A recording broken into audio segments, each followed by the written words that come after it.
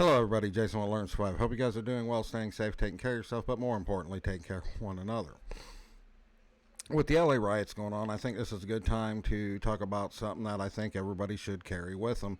And I know there'll be people that'll say, well, firearms is the most important thing you can carry with you if you live in a place that you can and you're authorized to carry a firearm.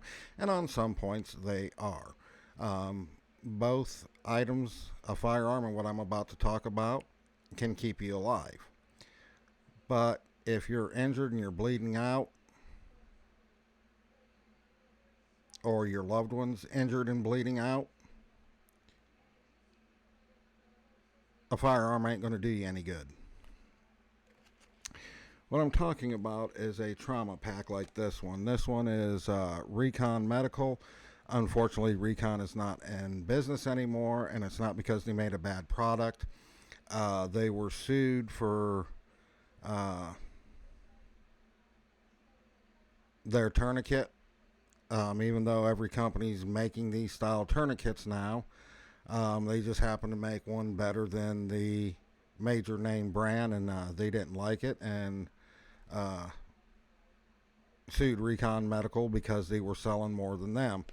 And it's just basically a pocket trauma kit, something everybody should have.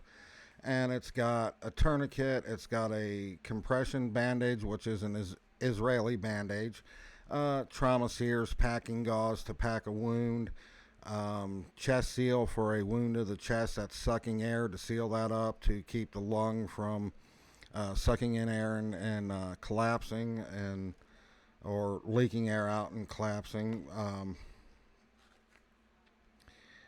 You can find these already made for about $50 for a decent one, or you can buy stuff, and if you got a vacuum sealer, make your own, just in a small bag, and vacuum seal it up, and you can make many of these for right around the $100 mark. You can probably make 4 or 5 of these with tourniquets, whatever tourniquet you choose. Get a box of chest seals are $15. The Israeli compression bandages are a few bucks, then your Z-rolled gauze, you can buy that. That stuff is dirt cheap. And build your own little kits. Keep one in the car, keep one in your bag, keep one around the house. Just never really know when you need it, and this is going to be something that's going to save your life, and I think the LA riots have proved that.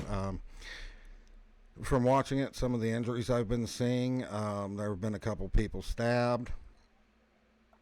Last night, one guy had a mortar go off that he barely threw, so it was within a few feet of him. He did lose his fingers and part of his hand, so there would be a situation where you definitely needed a tourniquet. And just right now, in the times we're living in and the way things are going, you never know when you're going to be caught up in something bad, and it's better to be prepared than be caught unprepared. With that, I'm going to wrap up this video. I'll talk to you guys real soon.